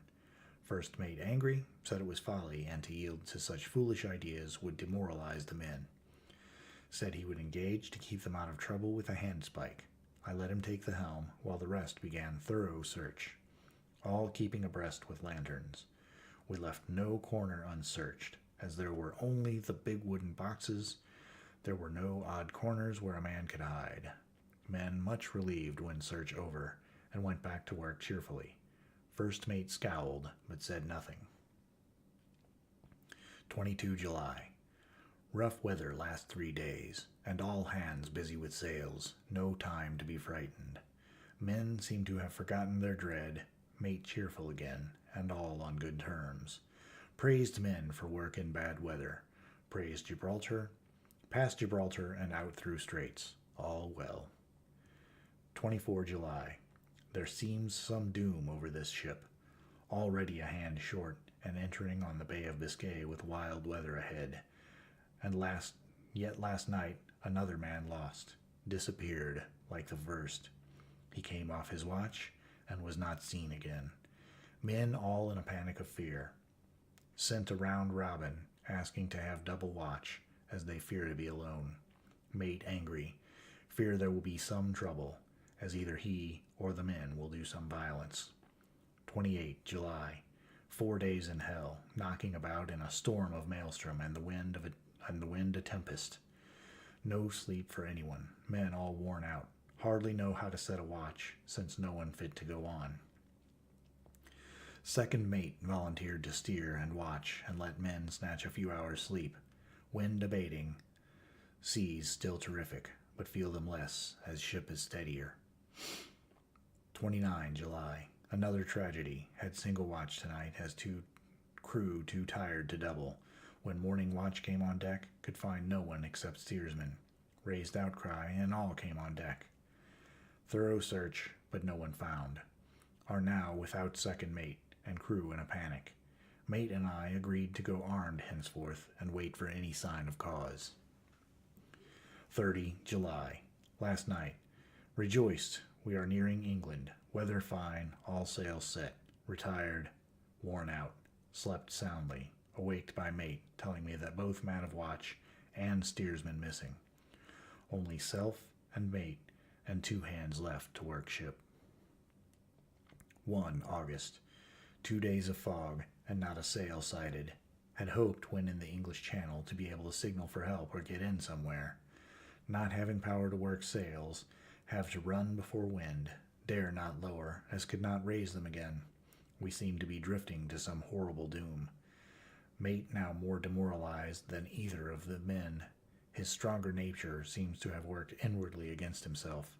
Men are beyond fear, working stolidly and patiently, with minds made up to worst. They are Russian, he Romanian. 2 August, midnight. Woke up from a few minutes' sleep by hearing a cry, seemingly outside my port. Could see nothing in fog. Rushed on deck and ran against mate. Tells me he heard cry and ran, but no sign of man on watch. One more gone. Lord help us. Mate says we must be past Straits of Dover, as in a moment of fog lifting he saw North Foreland, just as he heard the man cry out. If so, we are now off in the North Sea, and only God can guide us in the fog, which seems to move with us, and God seems to have deserted us. 3 August. At midnight, I went to relieve the man at the wheel, and when I got to it, found no one there. The wind was steady, and as we ran before it, there was no yawing. I dared not leave it, so shouted for the mate. After a few seconds, he rushed up on deck in his flannels. He looked wild-eyed and haggard, and I greatly feared his reason has given way. He came close to me and whispered hoarsely, with his mouth to my ear, as though fearing the very air might hear. "It is here. I know it now. On the watch last night I saw it, like a man, tall and thin and ghastly pale. He was in the bows and looking out. I crept behind it and gave it my knife, but the knife went through it, empty as the air." As he spoke, he took his knife and drove it savagely into space. Then he went on, "But it is here, and I'll find it. It is in the hold, perhaps in one of those boxes. I'll unscrew them one by one and see you work the helm." And, with a warning look and his finger on his lip, he went below. There was a springing up a choppy wind, and I could not leave the helm. I saw him come out on deck again, with a tool chest and a lantern, and go down the forward hatchway. He is mad, stark raving mad, and it's no use my trying to stop him. He can't hurt those big boxes. They are invoiced as clay, and to pull them about is as harmless a thing as he can do. So here I stay, and mind the helm, and write these notes. I can only trust in God, and wait till the fog clears. Then, if I can't steer to any harbor with the wind, that is, I shall cut down sails and lie by and signal for help. It is nearly all over now, just as I was beginning to hope that the mate would come out calmer, for I heard him knocking away at something in the hold, and work is good for him. There came up the hatchway a sudden, startled scream, which made my blood run cold. And up on the deck he came as if shot from a gun, a raging madman, with his eyes rolling and his face convulsed with fear. "Save me! Save me!" he cried, and then looked around on the blanket of fog. His horror turned to despair, and in a steady voice he said, "You had better come too, Captain, before it is too late. He is here. I know the secret now. The sea will save me from him, and it is all that is left." Before I could say a word or move forward to seize him, he sprang on the bulwark and deliberately threw himself into the sea. I suppose I know the secret too now. It was this madman who had got rid of the men one by one, and now he has followed them himself. God help me. How am I to account for all these horrors when I get to port? When I get to port? Will that ever be? 4 August. Still fog, which the sunrise cannot pierce. I know there is sunrise because I am a sailor. Why else I know not. I dared not go below. I dared not leave the helm, so here all night I stayed, and in the dimness of the night I saw it. Him. God forgive me, but the mate was right to jump overboard. It was better to die like a man. To die like a sailor in blue water no man can object. But I am captain, and I must not leave my ship. But I shall baffle this fiend or monster, for I shall tie my hands to the wheel when my strength begins to fail, and along with them I shall tie that which it, dare not touch, and then come good wind or foul, I shall save my soul and my honor as a captain. I am growing weaker, and the night is coming on. If he can look me in the face again, I may not have time to act. If we are wrecked, mayhap this bottle may be found, and those who find it may understand. If not, well, then all men shall know that I have been true to my trust. God and the Blessed Virgin and the saints help a poor, ignorant soul trying to do his duty. Of course, the verdict was an open one. There is no evidence to adduce, and whether or not the man himself committed the murders, there is now none to say. The folk here hold almost universally that the captain is simply a hero, and he is to be given a public funeral. Already it is arranged that his body is to be taken with a train of boats up the Esk for a piece, and then brought back to Tate Hill Pier and up the Abbey steps. For he is to be buried in the churchyard on the cliff. The owners of more than 100 boats have already given in their names as wishing to follow him to the grave. No trace has ever been found of the great dog, at which there is much mourning, for, with public opinion in its present state, he would, I believe, be adopted by the town.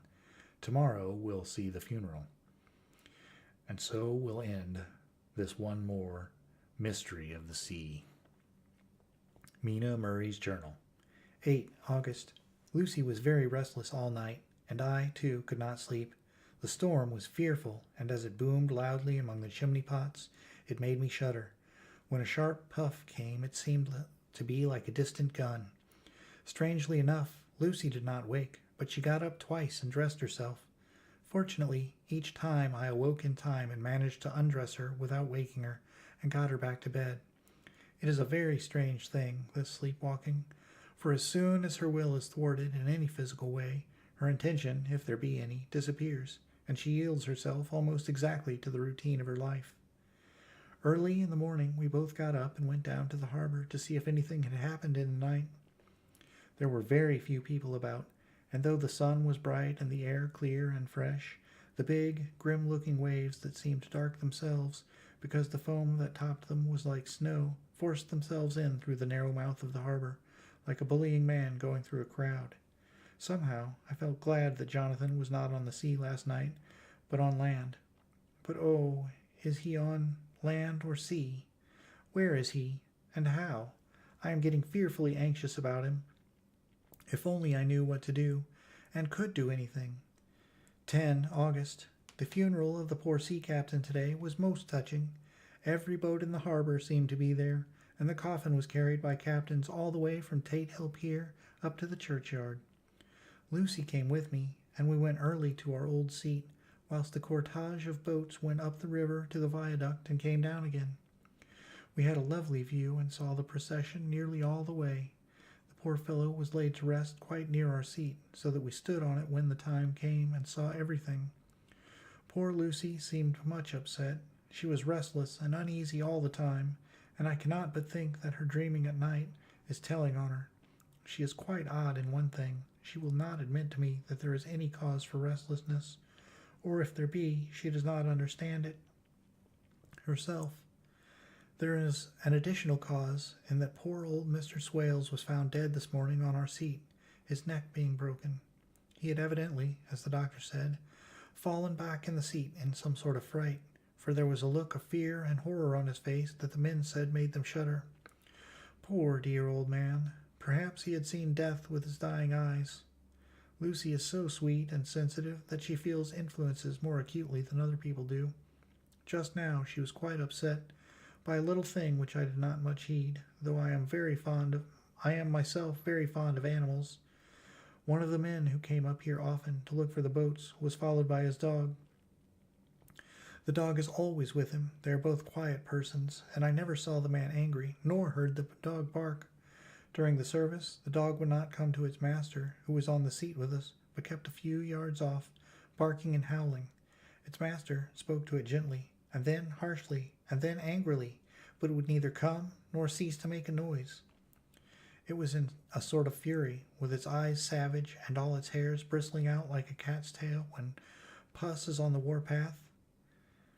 Finally, the man, too, got angry and jumped down and kicked the dog, and then took it by the scruff of the neck and half dragged and threw it on the tombstone on which the seat is fixed. The moment it touched the stone, the poor thing became quiet and fell all into a tremble. It did not try to get away, but crouched down, quivering and cowering, and was in such a pitiable state of terror that I tried, though without effect, to comfort it. Lucy was full of pity, too, but she did not attempt to touch the dog, but looked at it in an agonized sort of way. I greatly fear that she is of too supersensitive a nature to go through the world without trouble. She will be dreaming of this tonight, I am sure. The whole agglomeration of things, the ship steered into the port by a dead man, his attitude tied to the wheel with a crucifix and beads, the touching funeral, the dog, now furious and now in terror, will all afford material for her dreams. I think it will be best for her to go to bed tired out physically. So I shall take her for a long walk by the cliffs to Robin Hood's Bay and back. She ought not have much inclination for sleepwalking then.